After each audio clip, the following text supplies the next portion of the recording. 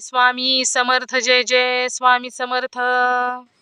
अनंत कोटी ब्रह्मांड नायक राजाधिराज योगीराज अक्कलकोट निवासी सद्गुरु श्री स्वामी समर्थ महाराज की जय. कसे आहात सर्व स्वामी भक्तांनो? तुम्ही सदैव आनंदी राहा अशीच स्वामी चरणी प्रार्थना. तुमच्या सर्व चांगल्या इच्छा स्वामी महाराज पूर्ण करोत आणि आजचा दिवस तुमचा आनंदात जावो अशीच स्वामी चरणी प्रार्थना. प्रथम तुम्हा सर्वांचं खूप खूप मनापासून स्वागत करते माझ्या चॅनलमध्ये. श्री स्वामी समर्थ. ज्या भक्ताने श्री स्वामी समर्थांची भक्ती केली त्या भक्ताला कधीही स्वामी एकटे सोडत नाहीत. मग त्या भक्ताचं दुःख असो किंवा संकट असो त्याच्याबरोबर सदैव असतात. एकतर स्वामी भक्तांचं संकट दूर करतात किंवा त्या संकटामध्ये लढण्यासाठी स्वामी त्या भक्ताला बळ देतात. ज्या घरामध्ये स्वामींची भक्ती केली जाते त्या घरामध्ये स्वामी अखंड वास करतात. काहींना ते प्रत्यक्ष दर्शन देतात तर काहींना सूक्ष्म स्वरूपामध्ये ते तेथेच असतात. परंतु कोणत्याही परिस्थितीमध्ये स्वामी हे आपल्या भक्ताची साथ सोडत नाहीत. मित्रांनो, तुम्ही सर्वांनी ऐकलं असेल की स्वामी हे प्रत्येक वेळी आपल्या भक्ताला कोणती ना कोणती प्रचिती ही नक्कीच देत असतात. आणि आता मी तुमच्यासमोर अशीच एक स्वामींनी दिलेली प्रचिती, घटना म्हटलं तरी देखील चालेल, तुमच्याबरोबर शेअर करणार आहे. तर आजचा हा अनुभव आहे नांदेडमधील. तुम्हा सर्वांना माहीत असेल की ज्या भक्ताची सेवा भक्ती स्वामींपर्यंत पोहोचते त्या भक्ताला स्वामी हे नक्कीच कोणत्या ना कोणत्या रूपामध्ये किंवा कोणत्याही प्रकारात कोणत्याही परिस्थितीमध्ये दर्शन हे नक्कीच देत असतात. तर नांदेडमध्ये राहणाऱ्या ताई सांगतात की मी नांदेडमध्ये राहते आणि मला खूप आनंद होत आहे की माझ्या बाबतीत घडलेला अनुभव मी तुमच्याबरोबर शेअर करत आहे. माझा अनुभव तुम्ही सर्वांना सांगता त्याबद्दल मी तुमचे आभारी आहे. परंतु ही सत्य घटना आहे जी माझ्याबरोबर घडली होती. पुढे त्या ताई सांगतात की मी नांदेडमध्ये राहते. माझ्या घरामध्ये माझे कुटुंब राहते. मी सुरुवातीपासूनच स्वामींची भक्ती करत आहे. स्वामींची भक्ती मला करायला खूप आवडते आणि स्वामींची मनापासून सेवा मी करत असते. माझ्या घरामध्ये श्री स्वामी समर्थांची 14 इंचची प्लॅस्टर ऑफ पॅरिसची मूर्ती होती आणि त्याच मूर्तीची मी सेवा करत होते.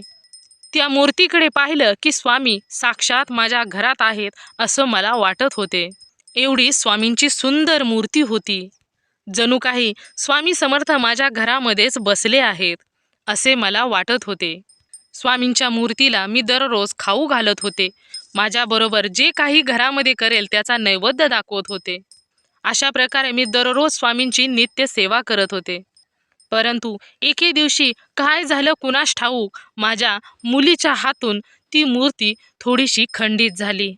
कारण माझ्या घरामध्ये असणारी ती 14 इंचची मूर्ती ही प्लॅस्टर ऑफ पॅरिसची होती आणि ती मूर्ती थोडीशी खंडित झाल्यामुळे आमच्या घरात सर्वांनाच खूप दुःख झाले आणि त्या मूर्तीकडे पाहिलं की आम्हाला खूप रडू येत होते. सर्वजण आमच्या घरामध्ये रडत होते. एवढे दुःख आम्हा सर्वांना झाले होते. परंतु ती खंडित झालेली मूर्ती आम्हाला सांगितलं की ती मूर्ती घरामध्ये ठेवू नये. स्वामींची मूर्ती ही थोडीशीच खंडित झाली होती, त्यामुळे आम्हाला त्या मूर्तीपासून दूर जायचं नव्हतं. म्हणून आम्ही सर्वांनी विचार केला की यावर कोणता पर्याय निघतोय का. त्यासाठी आम्ही गुरुजींना विचारलं की घरामधील 14 इंचची प्लॅस्टर ऑफ पॅरिसची श्री स्वामी समर्थांची मूर्ती आहे, ती थोडीशी खंडित झाली आहे, मग आम्ही आता काय करू. त्यावर गुरुजींनी सांगितलं की खंडित झालेली मूर्ती ही घरामध्ये ठेवायची नसती. त्यानंतर कसं बसं तरी आपल्या मनाला समजावलं आणि ती खंडित झालेली मूर्ती नांदेडमध्ये असलेल्या एका नदीमध्ये विसर्जित करायचं आम्ही सर्वांनी ठरवलं. त्यानंतर एक शुभ दिवस पाहिला आणि मूर्ती घेऊन आम्ही विसर्जित करायला गेलो. विसर्जित करण्या अगोदर आम्ही त्या मूर्तीची पूजा वगैरे केली आणि नंतर नदीमध्ये ती मूर्ती घेऊन आम्ही सर्वजण गेलो. त्यानंतर माझ्या मिस्टरांनी सांगितलं की तुम्ही इथेच थांबा, मी जरा पुढे जाऊन मूर्ती विसर्जित करतो. त्यानंतर मिस्टरांनी थोडंसं पुढं जाऊन मूर्ती पाण्यामध्ये सोडली. परंतु ती 14 इंचची मूर्ती होती, एवढी जड होती. परंतु त्या मूर्ती, आश्चर्य म्हणजे ती मूर्ती पाण्यावरच तरंगत होती आणि ती पाण्यावर तरंगणारी मूर्ती आम्ही सर्वांनी पाहिली आणि आम्हाला खूप आनंद झाला. आमचा गोंधळ आणि आसपास असणारे लोकांनी ती मूर्ती पाहिली. सर्वजण आश्चर्यचकित झाले आणि बघता बघता गर्दी वाढू लागली आणि त्या नदीच्या काठी खूप गर्दी झाली. परंतु मूर्ती ही तशीच पाण्यावरती तरंगत होती. मूर्ती हळूहळू पाण्याबरोबर पुढे जात होती, परंतु ती 14 इंचची मूर्ती ही अजिबात सुद्धा थोडी सुद्धा पाण्यामध्ये गेली नव्हती. ती अज्यात पाण्यावरती तरंगत होती. जसा एक फुगा पाण्यावरती टाकल्यानंतर तो अज्यात वरच्यावर राहतो, त्याप्रमाणेच मूर्ती ही अज्यात पाण्यावरतीच तरंगत होती. पाण्यावर तरंगणारी ती श्री स्वामी समर्थांची मूर्ती 1 नाही 2 मिनिटं नाही तर संपूर्ण 3 तास ती मूर्ती तशीच पाण्यावरती तरंगत होती. चक्क 3 तास, हो चक्क 3 तास ती मूर्ती पाण्यावर तशीच तरंगत होती आणि तरंगत तरंगत ती लांब लांब माणसापासून जात होती आणि तरंगत तरंगत एवढी दूर गेली होती की नदीच्या काठी उभी असणाऱ्या लोकांना ती एका मुंगीप्रमाणे म्हणजे इतकी सूक्ष्म स्वरूपामध्ये दिसत होती. आणि तेथे उभे असणाऱ्या सर्व लोकांनी काहींनी फोटो काढले, काहींनी व्हिडिओ चालू केले. सर्व लोक झूम करून व्हिडिओमधून पाहत होते स्वामींची मूर्ती.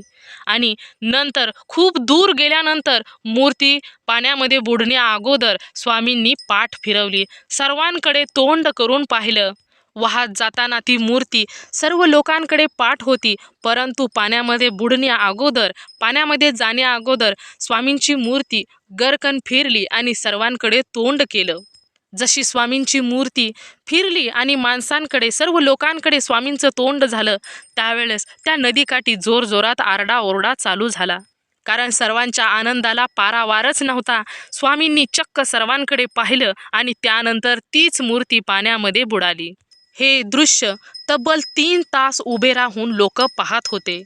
14 इंचची मूर्ती जर पाण्यात सोडली तर ती लगेचच पाण्यात बुडाली असती, परंतु ही 14 इंचची मूर्ती साक्षात सर्वांचा निरोप घेत होते. 3 तास सर्वांच्याकडे पाहत ही मूर्ती नंतर पाण्यामध्ये बुडाली. असा हा अनुभव ताईने सांगितला. ताईंच्या घरी असलेल्या खंडित मूर्तीने सर्वांना खरोखरच मी जिवंत आहे अशी प्रचिती दिली आणि शेवटी सर्वांचा निरोप घेऊन त्यानंतरच ती मूर्ती पाण्यामध्ये बुडाली. अशी होती नांदेडमध्ये राहणाऱ्या ताईंच्या मूर्तीची कमाल. जरी ती श्री स्वामी समर्थांची मूर्ती असली तरी देखील या जगामध्ये देव, ईश्वर हे आहेत हे सत्य आहे, हे इथे सिद्ध झालेलं आहे. या जगामध्ये विज्ञान कितीही पुढे गेले असले तरी सर्वात श्रेष्ठ हे अध्यात्म आहे. जिथे सर्व गोष्टी संपतात तिथे माझ्या स्वामींची लीला चालू होते. जिथे विज्ञान थकतं तिथे स्वामी आहेत. स्वामींची फक्त सेवा करायची आहे मित्रांनो. जे काही देणार आहेत ते स्वामी योग्य वेळ आल्यानंतर नक्कीच देणार आहेत. ज्यावेळेस आपण चांगली कर्म करू त्यावेळेस त्याचं फळ देखील चांगलेच नक्कीच मिळणार आहे. फक्त योग्य वेळ आल्यानंतर ते मिळणारच आहे. तोपर्यंत धीर धरायचा आहे. आपलं काम आहे फक्त स्वामींची भक्ती करायची. स्वामी म्हणतात, जो करेल सेवा त्यालाच मिळेल मेवा. त्यामुळे आपण फक्त सेवाच करायची आहे. आपणा सर्वांना नाही स्वामींचा चमत्कार पाहायला मिळाला तरी देखील चालेल, नाही स्वामींनी प्रचिती दिली तरी देखील चालेल, पण जोपर्यंत आपला हा देह आहे तोपर्यंत स्वामींच्या चरणाशी असाच राहावा एवढीच स्वामींच्या चरणी प्रार्थना करायची आहे आणि स्वामींची सेवा करत राहायचं आहे. असा हा ताईंचा अनुभव विज्ञानाला देखील विचार करायला लावणारा आहे. असा होता नांदेडमध्ये राहणाऱ्या ताईंची सत्य घटना. तुम्ही सर्वांनी मिळून माझा व्हिडिओ शेवटपर्यंत ऐकला त्याबद्दल मी मनापासून तुमची आभारी आहे. यानंतर असंच भेटूया पुढच्या श्री स्वामी समर्थांच्या एखाद्या सत्य अनुभवाबरोबर. तोपर्यंत सर्वजण सुखी राहा, समाधानी राहा, आनंदी राहा. श्री स्वामी समर्थ. जय जय स्वामी समर्थ. धन्यवाद.